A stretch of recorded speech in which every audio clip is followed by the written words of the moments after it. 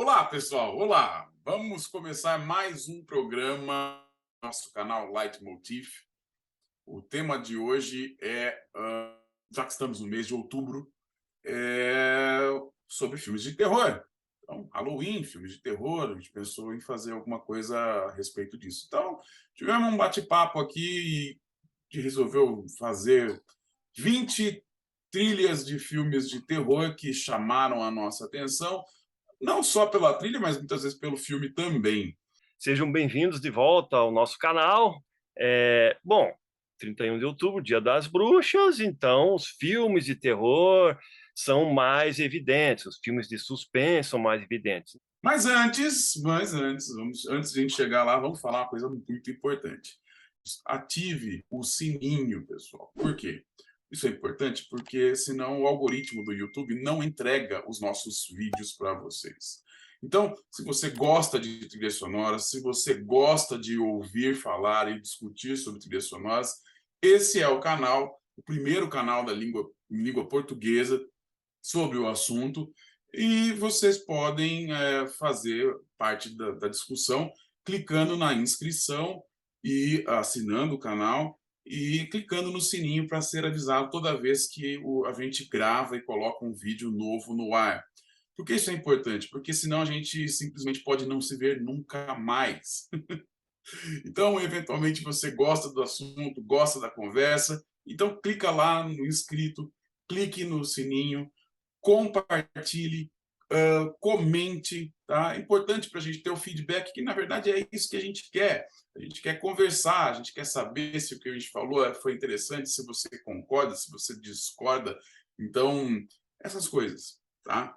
Ok, feito parênteses, então vamos voltar ao assunto. Primeira trilha.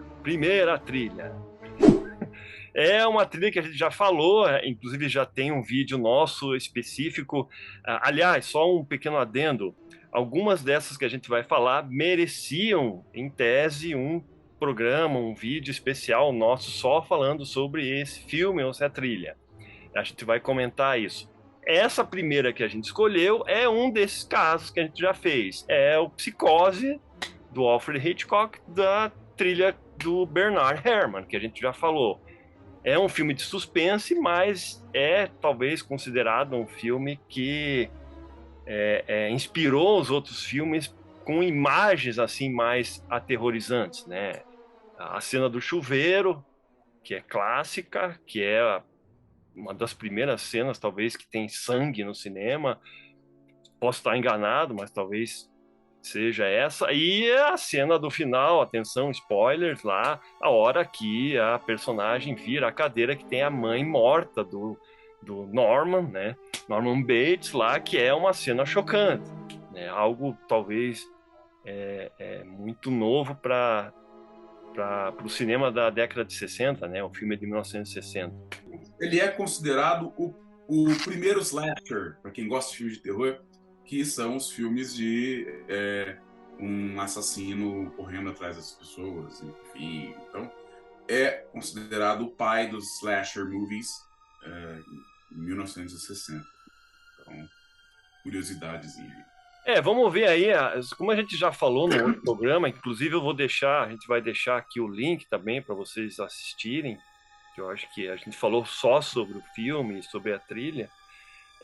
Vamos colocar um trechinho aqui de uma música, não o Man Title, nem a famosa do lá com o chuveiro tal, que já virou um clichê tal. Vamos colocar um outro trechinho aí para vocês perceberem a qualidade sombria e tensa da música que o Bernard Herrmann compôs, e usando poucos instrumentos. Ele não usou uma orquestra gigantesca.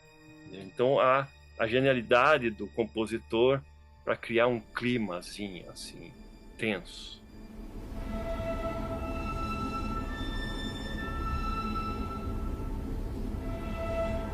Vamos para o número 2.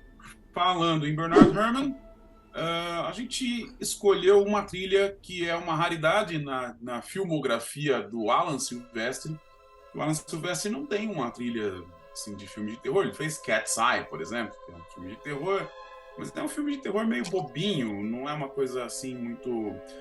Mas enfim, Na parceria Robert Zemeckis e Alan Silvestre, que a gente já fala sobre isso também no nosso vídeo do De Volta para o Futuro, então, se quem quiser ver mais sobre o assunto, nós fizemos um vídeo todo sobre a trilha do Back to the Future, mas não é o foco aqui, mas enfim.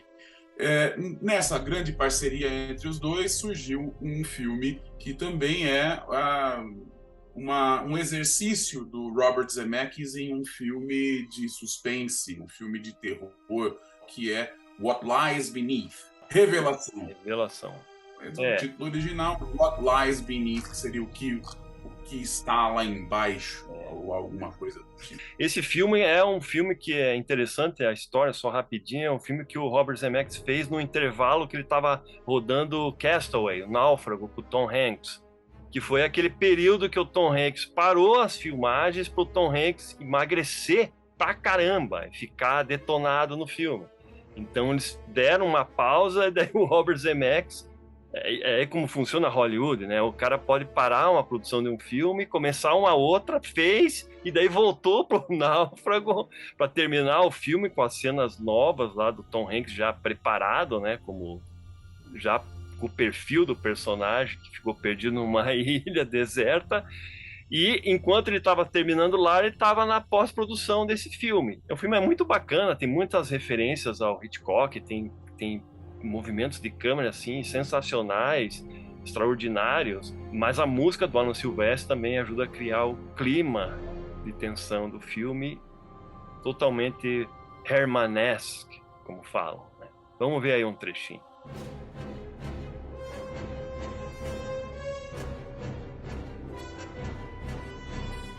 Número 3. Número 3 é a trilha de um filme que revolucionou na década de 90. Bom, o que aconteceu? Wes Craven, pai do nosso Freddy Krueger, entre outras coisas, resolveu revolucionar o gênero dos slashers, que a gente acabou de falar um pouquinho sobre isso lá no Psycho, né?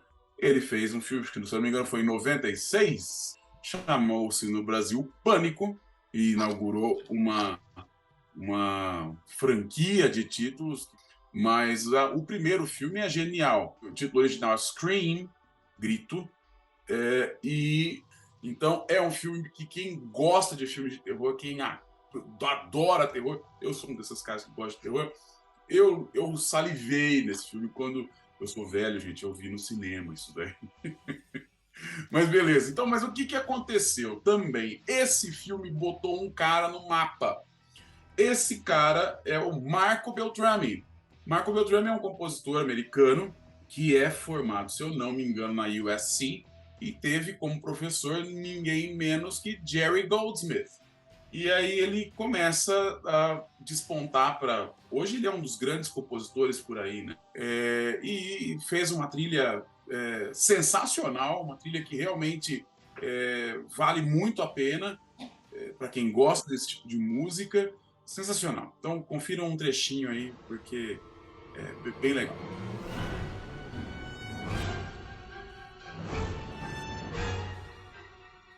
Número 4. Vamos voltar um pouco a fita, aliás, vamos voltar bem a fita, e vamos a 1976, 79. Um compositor chamado Lalo Schifrin, compositor argentino, veja você, mas que mora nos Estados Unidos há muitos e muitos anos, e ele é um dos grandes compositores do cinema. Lalo Schifrin teve uma carreira brilhante, compôs um monte de coisas interessantes, como Bullet, todos os filmes quase do Dirty Harry, com Clint Eastwood, né? E Lalo Schifrin tem coisas interessantíssimas para quem gosta de música atonal, música concreta, coisas assim. Tem inclusive trabalhos feitos para TV que são verdadeiras delícias de se ouvir para quem gosta desse tipo de música. Eu gosto.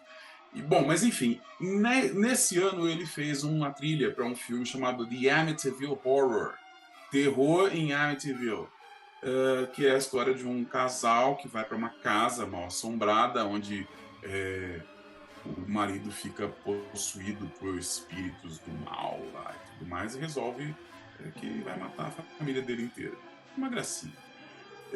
O filme é meio bobo, tá? Não é dos meus favoritos, mas tem um clima muito soturno. Uma casa que é sui generis, com aqueles olhos, parece que tem olhos nas janelas, assim, é muito interessante. A casa virou um símbolo de filmes de terror e é um dos grandes filmes de casa mal assombrada que existe. Para a trilha, Lalo Schifrin tem passagens de música concreta, música atonal, como eu tinha dito, mas ele escolheu um tema que é basicamente uma cantiga de ninar ou coisa parecida por um coro de crianças, que é bastante esquisito, se você for ver, porque é bonitinho até, mas é bem estranho a hora que você vê junto com as imagens, né? E isso, na verdade, foi um pioneirismo desculpa, do compositor, porque outros compositores depois vieram usando a mesma abordagem, né? O próprio Jerry Goldsmith usou isso em Poltergeist. Depois Elliot Goldenthal usou isso na trilha do Pet Sematary, né, em 1989, se eu não me engano, e com resultados muito, muito interessantes, né? Então, confiram aí o main title de The Amityville Horror.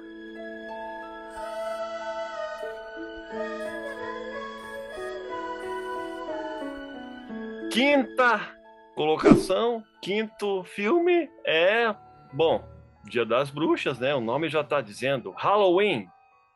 Esse filme é de 1978 e praticamente fez a carreira do John Carpenter, né? Até hoje a gente tem essas franquias do Halloween, que não sei quantos filmes tem, eu já perdi a conta de quantos filmes tem.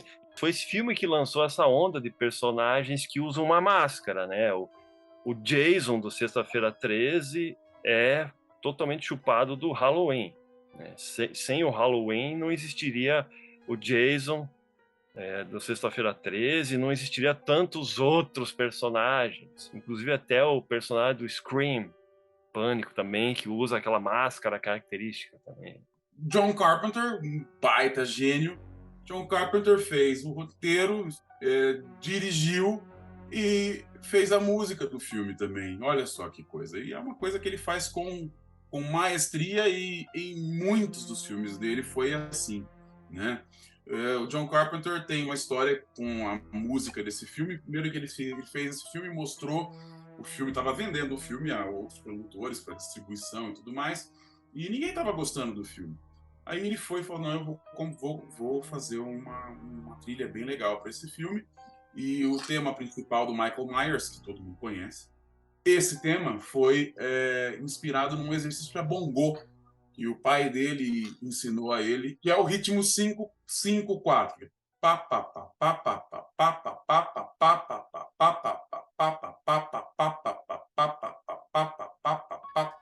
Ele colocou umas notas alternando nisso aí e ficou o famoso teminha do Michael Myers, né? Bom, além disso, ele fez um outro tema secundário que é bastante hermanesco também. Aliás, todo mundo adora fazer uma cópia do Bernard Herrmann, que basicamente é o que acaba sobrando para fazer trilha de filme, né?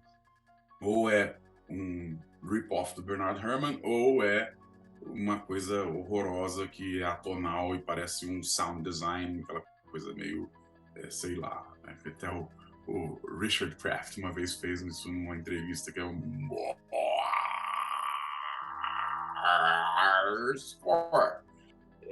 esse comentário do Richard Kraft, que é um cara que produz trilhas nos Estados Unidos, e ele falou isso num documentário, que a maioria das trilhas, e é uma coisa que a gente tentou escolher aqui nessas 20 trilhas que fogem disso.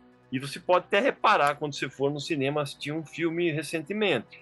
Filmes de terror de suspense, a base da música, quase com certeza de todos eles, é essa que o Bob fez aí, vocal. É um...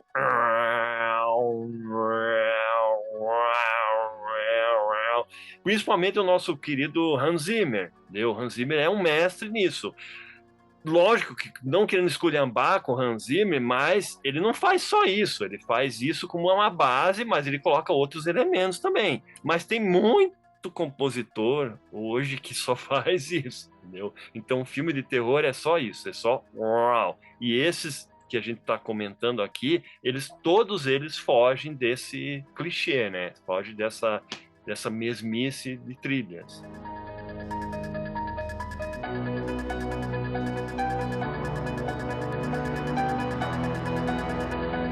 Falando em assassinos em série, enfim, esses personagens todos, não poderíamos deixar de lado a série Sexta-feira 13. Então, o primeiro exemplar da série, Friday the 13th, foi um filme lançado em 1980, dirigido pelo Sean Cunningham.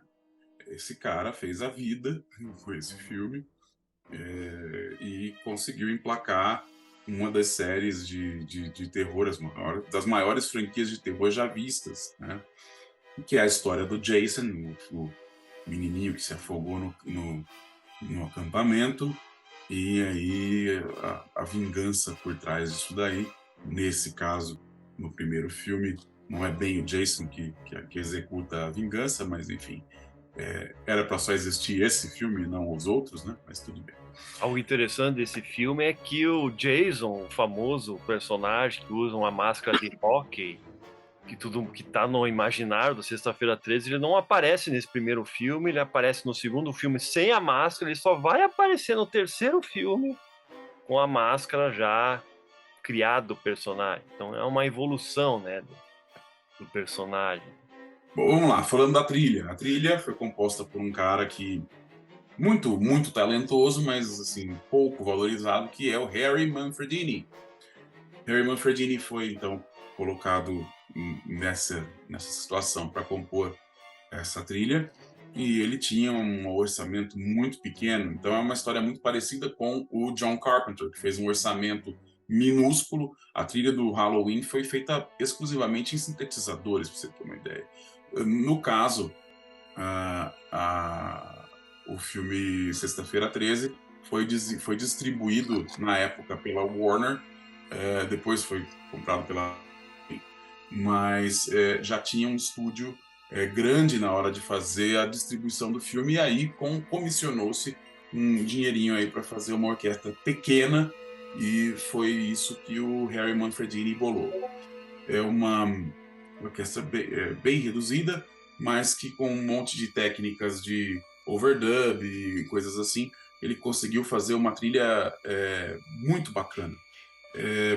Bom, inesquecível. Um dos motifs é o ki, ki, ki, ma, ma. Todo mundo conhece, e que muita gente pensa que é ki, ki, ki, ka, ka, ka, ou ki, ki, ki, ha, ha, ha, mas é ki, ki, ki, ma, ma, ma. E isso tem a ver do porquê que ele é ki, ki, ki, ma, ma, ma. Tem a ver com a história, ele conta esse monte de entrevista. Durante um dos experimentos que eles estavam fazendo lá, ele simplesmente pegou o microfone e pensou: e se eu colocasse a primeira sílaba de kill mom, né? Primeira sílaba. E ele colocou isso no Echoplex, ele fez um ki, e ficou ki, ki. Depois ele fez ma, ma. Ele gostou do resultado, colocou, e ficou uma coisa bem soturna, e assim tá a história de como surgiu um dos bordões sonoros mais famosos da década de 80 para filmes de terror. Então, vale a pena conferir aí.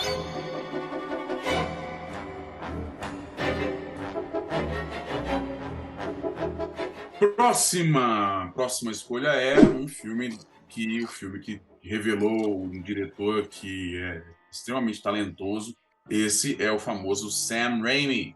Foi o grande responsável pela ressurreição do Homem-Aranha, né, para as telas do cinema, e mostrou ser um gênio do low budget, do baixo orçamento, né? Esse cara, hoje em dia, tem orçamentos milionários na mão dele, e diretor de The Evil Dead. A Morte do Demônio, que foi um filme que foi banido no Brasil na época, ele não foi lançado aqui nos cinemas, foi lançado muitos anos depois, com o título de Noite Alucinante, né, ou Noite Alucinante Parte 1. Ele foi lançado nos cinemas depois que já havia sido feito o Evil Dead 2, a Noite Alucinante, que teve esse nome, né? Uma Noite Alucinante no Brasil. Bom, é um filme extremamente grosseiro em termos de.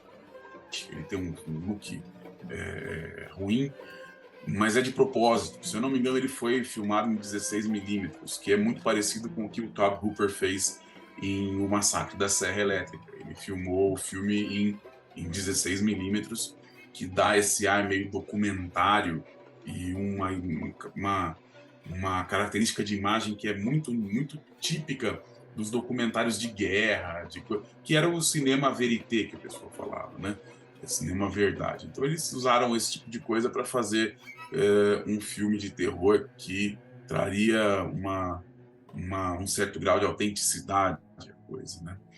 É um dos meus filmes favoritos de terror e até hoje ele não perdeu o interesse nem a força dele. Vale a pena assistir.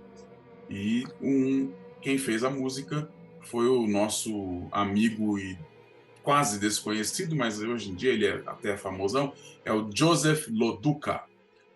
E o Joseph Loduca é um compositor que hoje em dia ele ainda trabalha, mas ele faz muita coisa para TV, hoje com essas coisas de Netflix, de série para TV. Ele fez Zina na época antes do Netflix aí, Xena, né, sei lá, os americanos chamam de Zina. Bom, é um trabalho que é uma trilha que serve muito bem ao filme.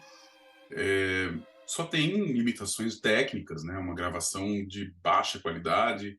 Não tem muito o que fazer sobre isso, porque é o que eles tinham na época, né?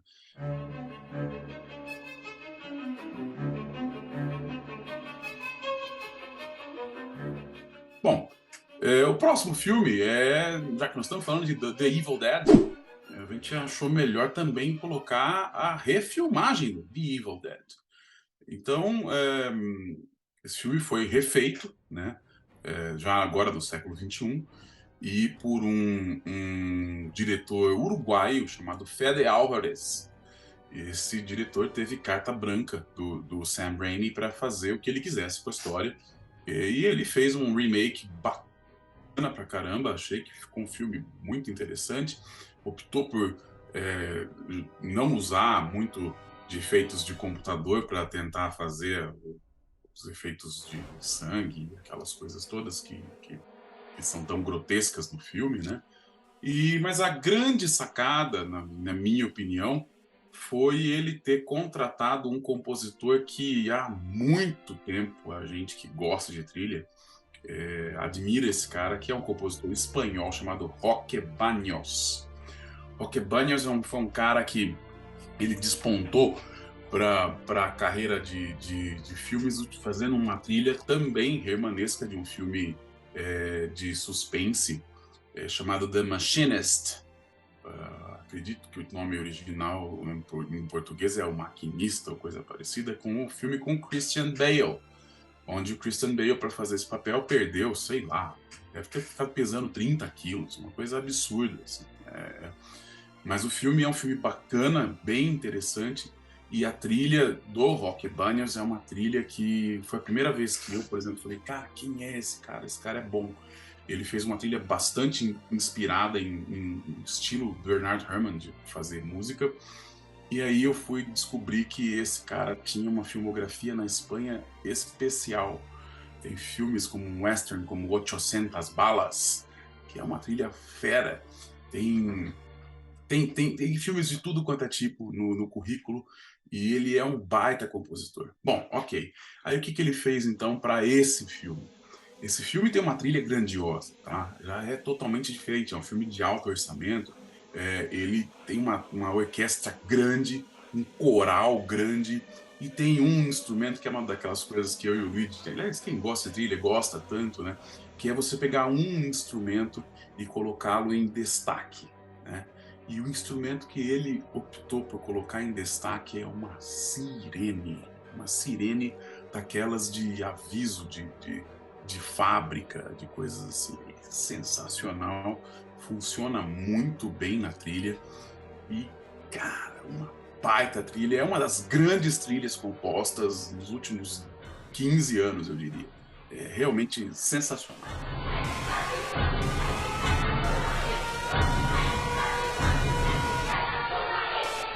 Nona posição, nona trilha, a gente não tem uma ordem específica, né? A gente vai entrar agora em três do mesmo compositor, que é o grande Jerry Goldsmith. E essa trilha é o The Omen, A Profecia, um filme de 1976, a qual até o Goldsmith ganhou o Oscar, o único Oscar da carreira dele, né, de melhor trilha sonora. Acho muito difícil as pessoas não saberem sobre o que se trata esse filme, porque ele já teve refilmagem, ele já entrou no imaginário coletivo das pessoas, que é a história de um menino que é o diabo, é o demônio, é a reencarnação do demônio. E esse filme o Jerry Goldsmith criou meio que aleatório até, e ele diz isso até em umas entrevistas. O tema principal e várias passagens da trilha tem o uso de coral. É uma inspiração que ele falou que um dia ele estava lá num set de filmagem e ele foi contratado para fazer a trilha e estava lá visitando para ver se tinha uma inspiração. Ele não tinha a mínima ideia do que ele ia fazer, né? E o produtor do filme chegou e falou: "Ô, Jerry, tudo bem? Tá, tudo bem. E aí? O que você pensa em fazer?" Meio que intimou ele, né? Assim, aí ele, para não dizer que ele não tinha nenhuma ideia, ele falou assim: "Ah, vou usar vozes." Falou meio chutando, assim. Ele pensou assim: "Ah, vou falar isso para me livrar aqui, dizer que eu tô pensando em alguma coisa.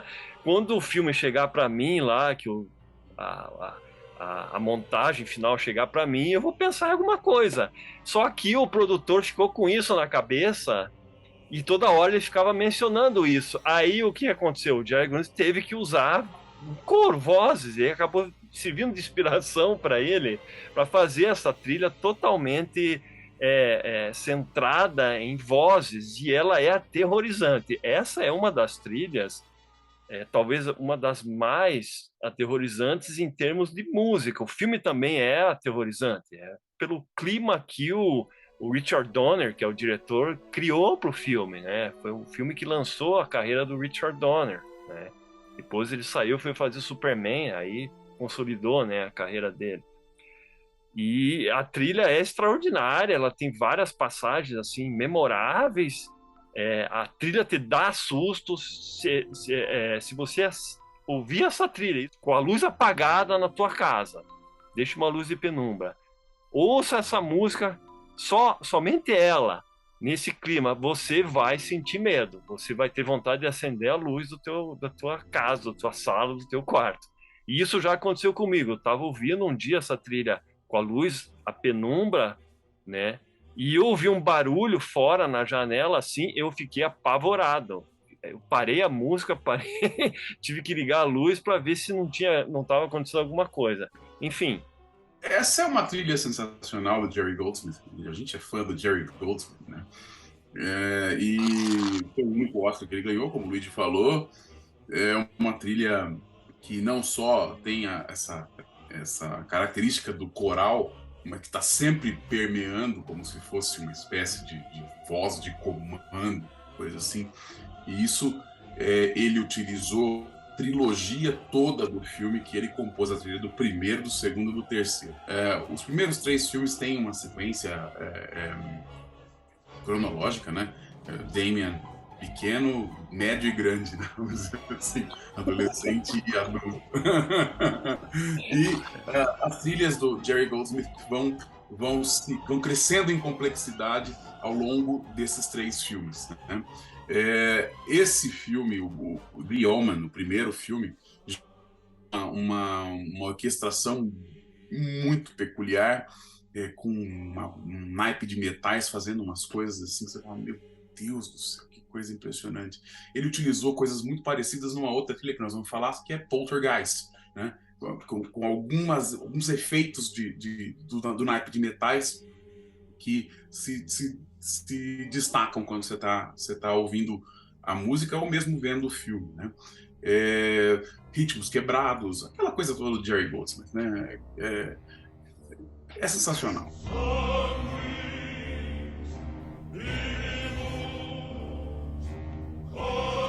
Vamos lá, número 10. Não dá para falar de filme de terror sem falar de Alien, do Ridley Scott. Esse filme foi uma grande produção da Fox, uma produção de 1979, foi lançado em 79, e lançou a ideia de um filme de terror no espaço, né? Então, em português, chamou-se Alien, o Oitavo Passageiro, justamente porque é uma equipe de 7 pessoas e o oitavo passageiro era o bichinho que cresce depois lá dentro, né? Filme extraordinário, música idem, né? E é uma das grandes trilhas do cinema. Jerry Gold um tema principal para o filme, que é mais romântico, mais bonito, porque ele não queria entregar a rapadura, vamos dizer, logo cedo, que seria um filme terrível, né? E não foi isso que o diretor queria. O diretor queria já estabelecer de cara um clima soturno. E ele até falava que, né, poxa, ele gastou tanto fosfato para fazer um tema bonito, romântico e tudo mais, mostrando a beleza do espaço sideral e tudo mais, e aí o diretor ele fala que ele queria um negócio soturno. Tá bom. Ele falou que demorou, sei lá, 2 semanas para compor a trilha, o tema principal do filme, e demorou 3 minutos para compor o que ele queria lá para fazer, que é basicamente um mishmash de efeitos sonoros, e funcionou muito bem também, vai. Mas a trilha é extraordinária.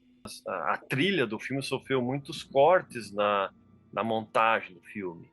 Inclusive foi trocado até, isso o montador do filme, que é a Terry Rollins, eu acho, se não me falha a memória. Terry Rollins. Junto com o Ridley Scott, e eles começaram a puxar faixas de outra parte do filme para outras cenas que não eram as cenas originais que o Jerry Goldsmith tinha imaginado que a música iria funcionar. Colocaram até uma trilha, uma faixa do Freud, que é uma trilha que ele tinha feito na década de 60, que não tinha nada a ver, mas o pessoal vai reparar bem essa música, ela foge um pouquinho do estilo das outras músicas. É aquela cena que o ácido do Alien corrói três camadas da nave. Bem naquele momento eles usaram essa música que é do Jerry Goldsmith, mas não tem nada a ver com o filme, entendeu? Mas enfim, funciona. E depois o end credits também eles usaram uma outra música, acho que é uma música clássica que já existe até. Mas o assustador do filme, que também eu coloco na minha lista também, talvez como um dos mais assustadores, é o clima que ele conseguiu criar com a música, e ele cria esse clima junto com o clima que o Ridley Scott imaginou para o filme, entendeu?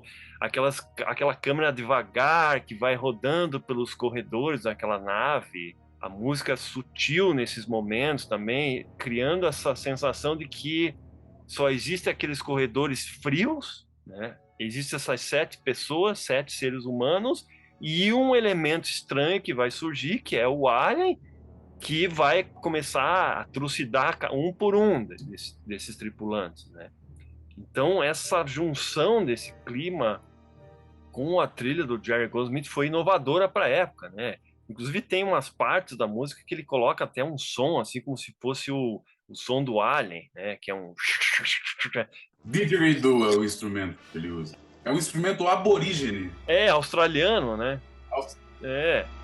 Enfim, é uma característica do Jerry Goldsmith também, e aí você pode até, o pessoal até pode reparar em outros filmes que ele fez também, de colocar certas coisas assim que fogem um pouquinho da música convencional, digamos, né, de orquestra. Mas a forma como ele coloca isso aí cria também uma tensão, né? Cria a tensão de você, uma coisa estranha, né? Um elemento estranho no meio de uma música com uma grande orquestra, né? Uma coisa sobre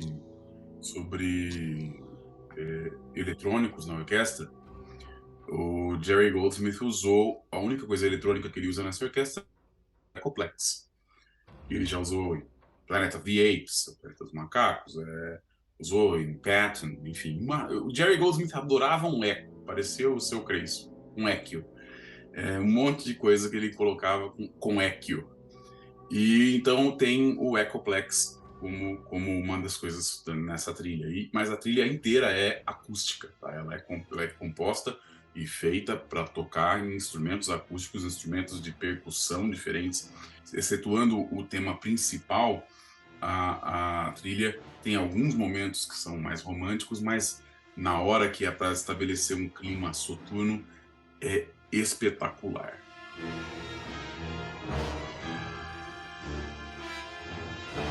Bom, gente, a gente tá aqui longo aqui essa nosso bate-papo aqui, então nós vamos fazer o seguinte, nós vamos dividir, cortar no meio essas 20 trilhas de terror, de suspense, e a gente vai continuar no próximo vídeo com a próxima trilha, que é o Poltergeist, o Fenômeno. Ok, então a gente se vê lá. A gente não vai demorar muito não, dessa vez.